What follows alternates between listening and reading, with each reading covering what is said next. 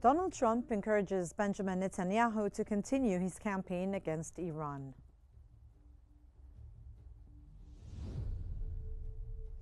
Iran experiences an almost complete national internet blackout.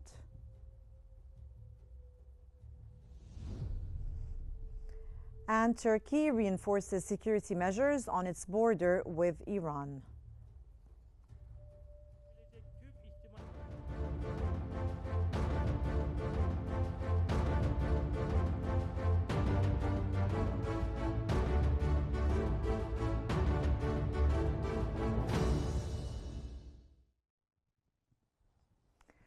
U.S. President Donald Trump has encouraged the Israeli Prime Minister Benjamin Netanyahu to continue his campaign against Iran.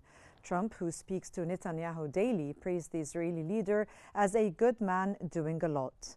Trump also defended Netanyahu, saying he has been very unfairly treated amid legal challenges in Israel. When asked about providing additional U.S. support, Trump said no new commitments have been made, adding, "He's a wartime president and he's going through this nonsense. It's ridiculous."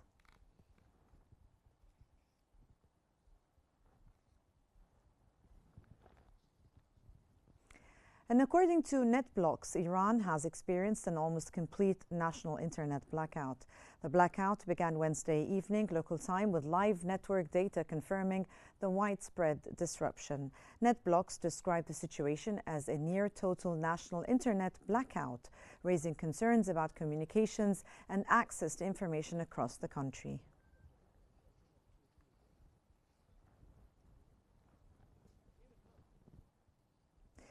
The Israeli occupation army has announced that Israel conducted a large-scale airstrike in western Iran, hitting more than 40 missile-related targets, including storage sites and military operatives. It added that around 25 fighter jets were involved in the operation, directed by Israel's intelligence branch. Earlier reports indicated that Israel also bombed at least 2 nuclear centrifuge production facilities, including Tehran's main nuclear site.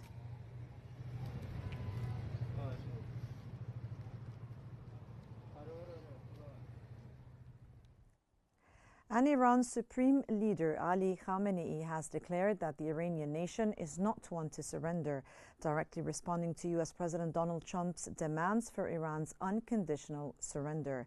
And in his second public address since the Israeli attack on Iran began last week, Khamenei warned that any military intervention by the U.S.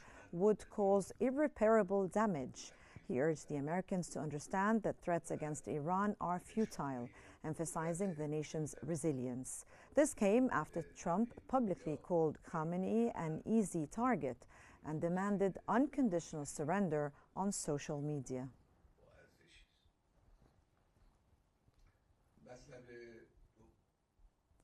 And for more analysis, we now move to Riham Morsi in our newsroom. Hello, Riham. Hi, Salma. For further analysis, we're joined from Cairo by the researcher in international relations, Dr. Amr Hussein. Welcome, sir, to Qnews. Firstly, let's start off by asking what might be the implications for Iran's statements of no mercy towards Israel? What does this mean for the stability of the region?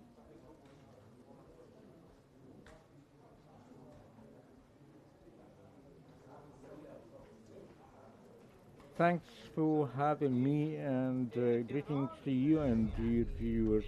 Iran, as President Trump imposes the full surrender demands in order to enter a new round of negotiation and to give up voluntarily on the Iranian nuclear program. Therefore, Khamenei categorically rejected to abandon anything by saying that we are people of the history and we will resume the war or never surrender. That would affirm that the region will be facing more escalation if the retaliatory strikes continued, unless intervened by some mediators to resume the negotiation.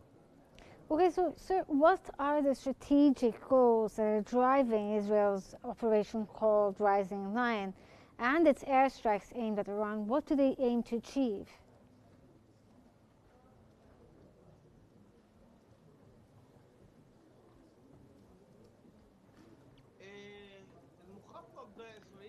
The Israeli scheme that was planned throughout 20 years ago to get rid of the Iranian nuclear program, and I think that the goal isn't related to the nuclear program or the Iranian regime, but it is the flood operation on October the 7th. As Iran had managed through which to convey a message towards Israel. Israel since then shouldered its responsibility to eliminate Iran's arms and proxies in the region, and also the Israelis decided to get rid of or captivate the head of the Iranian regime. I think that the Israeli goals truly, the last Friday was a very decisive and violent strike against the Iranian regime, but Iran had managed to contain the strike despite the assassination of the nuclear scientists along with the leaders of the IRGC, and managed to retaliate by the airstrike towards Tel Aviv. So, sir, now the rhetoric of Iran's supreme leader, Ali Khamenei, how does this shape the public opinion and influence the military action within the country?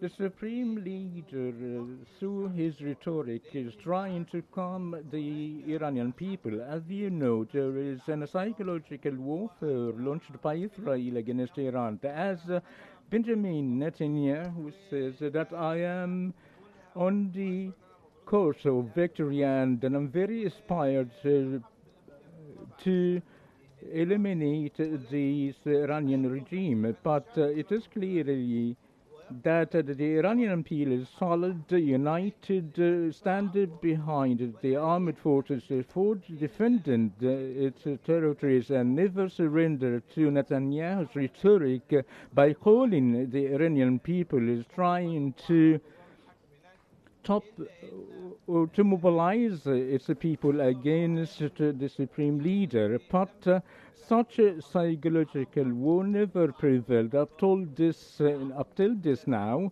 despite the Iranian capital was damaged by great strikes by Israel. So how does the deployment of the Fateh ballistic missile showcase Iran's progress when it comes to military technology?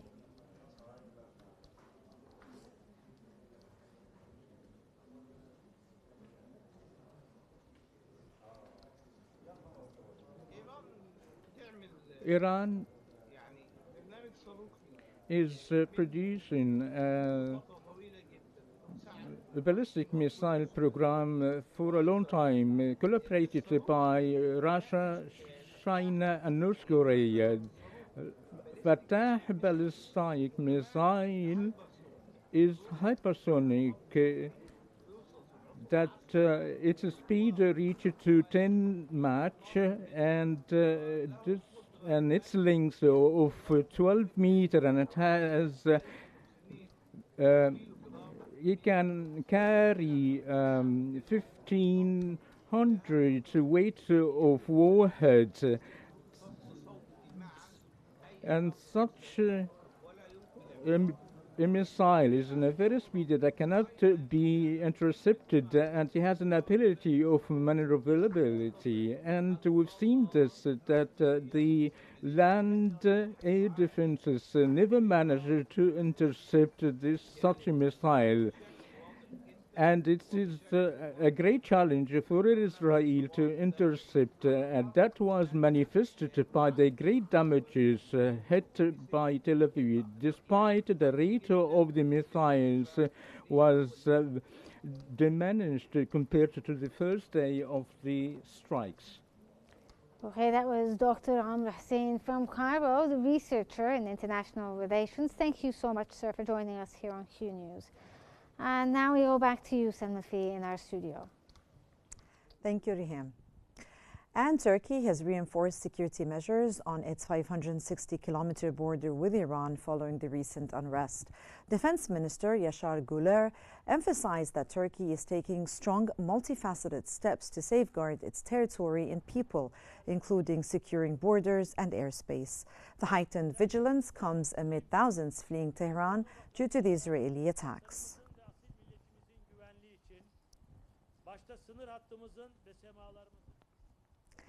And the Iranian President Masoud Pezeshkian has emphasized the importance of national unity and cohesion in overcoming challenges, asserting that public support for the government is crucial. And he urged officials to respond promptly to citizens' needs and expressed gratitude for international support, advocating for enhanced cooperation with neighboring countries. Pezeshkian also emphasized the importance of empowering provincial officials to make informed and timely decisions.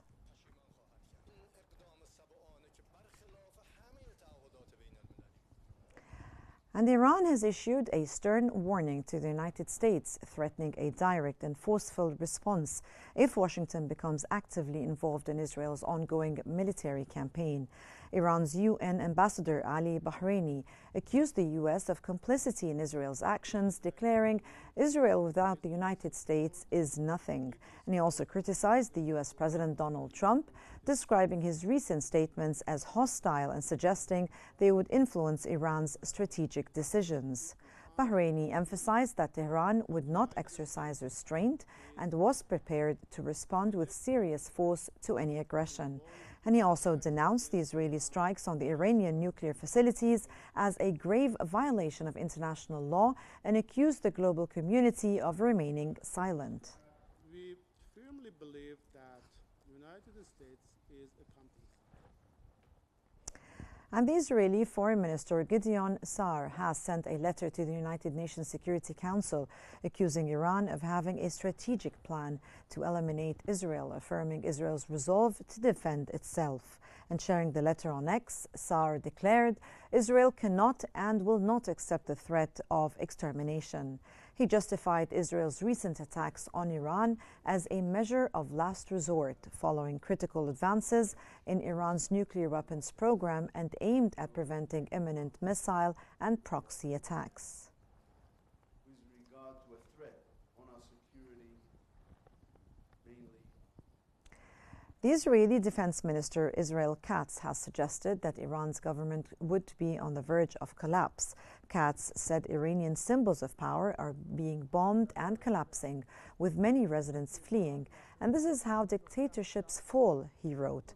Earlier, Katz warned that the Iranian Supreme Leader Ali Khamenei could face a fate similar to that of Iraq's Saddam Hussein, urging to remember the outcome of his predecessor's defiance against Israel.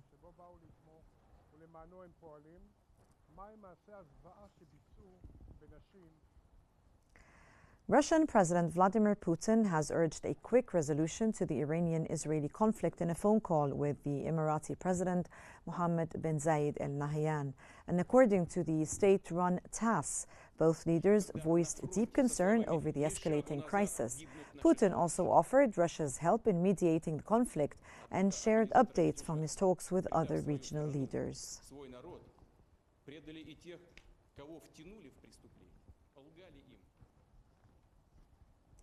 The Venezuelan President Nicolas Maduro has strongly criticized Israeli Prime Minister Benjamin Netanyahu's actions against the Muslim and Arab peoples, calling them madness. And Maduro urged the American public to rise up against the U.S. involvement in the ongoing conflict between Israel and Iran. Maduro appealed directly to the people across the United States, saying only they could defeat the madness of getting involved in the war.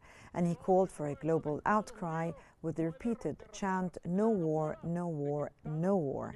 And Maduro also called on the countries including China, Russia, Turkey, and members of the Gulf Cooperation Council, as well as all nations of the Global South, especially the Muslim-majority countries, to support Iran's right to peace and to stop this madness. No a la guerra, no a la guerra, no war.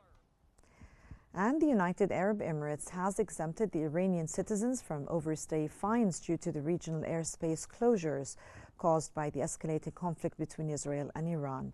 And the exemption covers all Iranian residents and visitors, regardless of the visa type, and aiming to ease the burden on those unable to return home amid flight suspensions. Several countries in the region have closed airspace recently, disrupting flights and stranding thousands of passengers.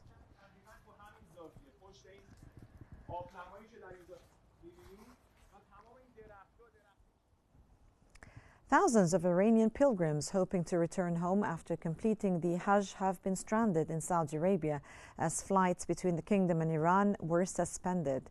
And with air routes grounded, many Iranians are now expected to travel back to Iran overland first, crossing into Iraq before making their way home.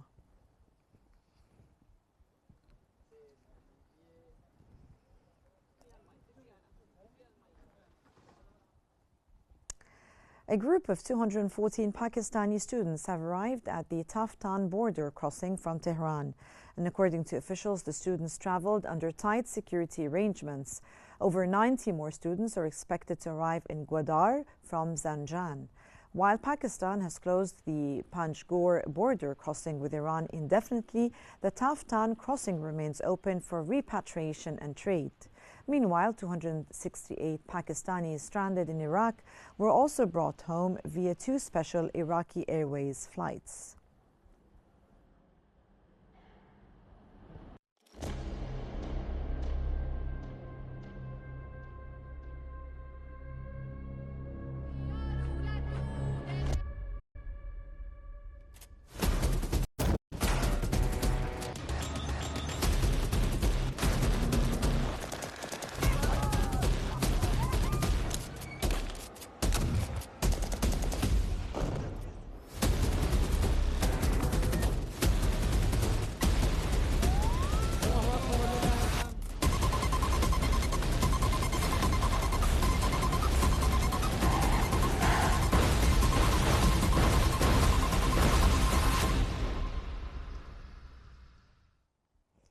The UN Secretary General Antonio Guterres has strongly condemned the killing and wounding of civilians in southern Gaza who were seeking food and calling the attacks unacceptable and demanding an immediate independent investigation. Deputy spokesperson Farhan Haq said Guterres was responding to the massacre at Tahliya roundabout in Qnews, where Israeli forces killed 51 Palestinians and injured over 200, including 20 critically wounded. The Secretary General condemned the loss of the civilian life and injuries inflicted on those waiting for humanitarian aid under the blockade, emphasizing that targeting such vulnerable people cannot be tolerated. Guterres continues to call for accountability and urges the restoration of immediate unrestricted humanitarian access to Gaza.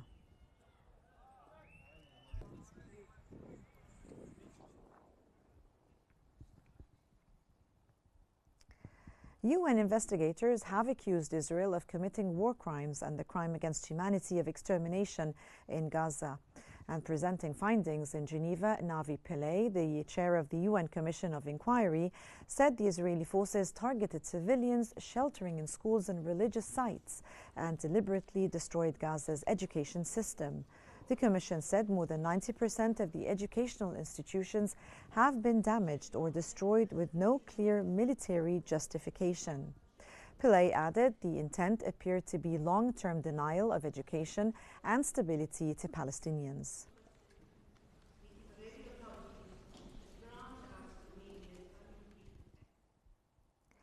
Israeli occupation forces have launched a wide detention campaign, arresting at least 60 Palestinians across the West Bank. The arrests, accompanied by field interrogations, were reported across multiple governorates, with homes raided and, in some cases, turned into makeshift military posts and investigation sites. Since the beginning of the week, around 160 people have been detained, though some were later released. The raids continue alongside escalating military activity across the region.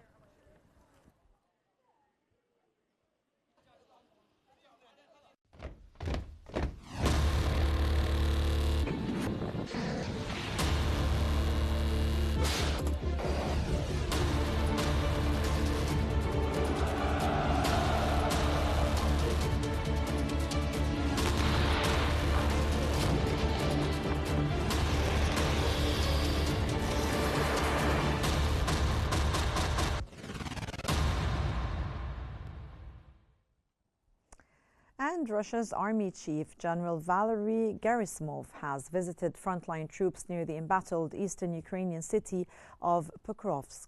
And during the visit, Gerasimov expressed support for the soldiers engaged in the ongoing combat operations and encouraged them to push forward with what he termed the full liberation of the Donetsk region.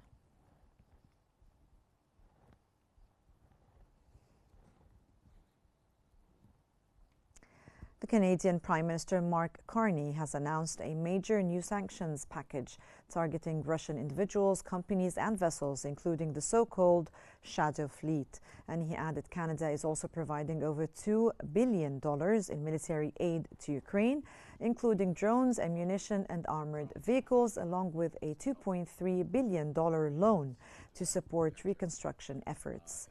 And on trade tensions, Canada has yet to retaliate against the U.S. steel and aluminum tariffs, but is closely monitoring risks from the third country imports and is prepared to act to protect its markets. Witnessed overnight in Kyiv, caused by Russia. G7 leaders also reiterated. Russia has announced that North Korea will send 1,000 sappers and 5,000 military construction workers to help rebuild infrastructure and clear mines in the Kursk region.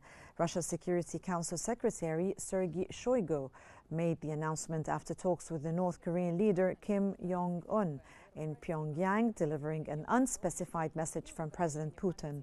The visit highlights growing Moscow-Pyongyang ties amid ongoing Western tensions. Это второй визит Шойгу в республику за 2 недели. В прошлый раз они...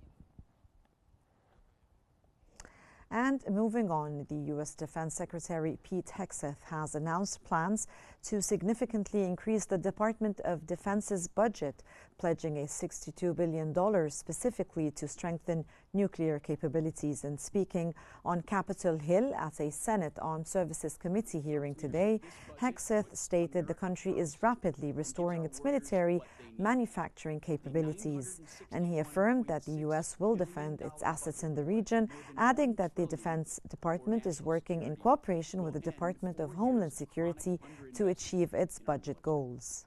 Now, as is custom with first-year administration budget releases, additional time was necessary to implement.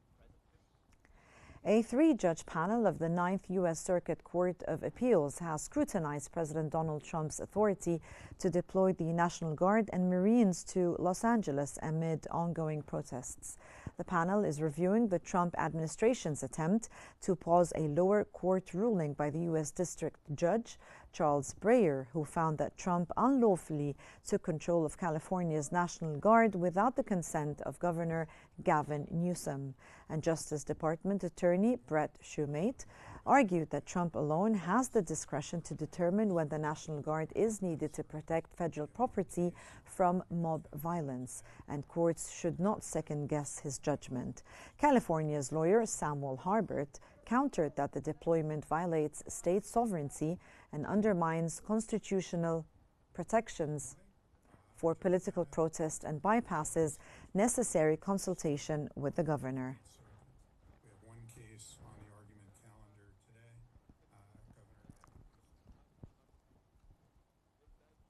Los Angeles County District Attorney Nathan Hochman has announced new criminal charges against protesters involved in recent violence and warned others still at large that authorities are coming for you. Hochman said at a press conference with the law enforcement officials that some individuals used the protest as a cover and were not genuinely interested in demonstrating or joining those expressing legitimate concerns. The protests erupted following the ICE raids and President Donald Trump's controversial deployment of the National Guard and the U.S. Marines to Los Angeles, a move opposed by the California Governor Gavin Newsom. At every one of these conferences, charges are not evidence. Every defendant. And that brings us to the end of our news bulletin, and here's what we have been covering. Donald Trump encourages Benjamin Netanyahu to continue his campaign against Iran. Iran experiences an almost complete national internet blackout.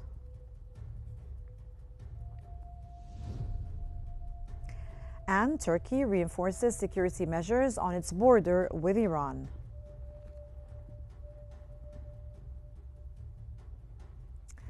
And this concludes our news bulletin for the hour. And don't forget to follow Q News on YouTube, Facebook, and X, and Instagram, and TikTok at Q News EG to stay informed. And thank you for watching, and stay tuned for more updates on Q News.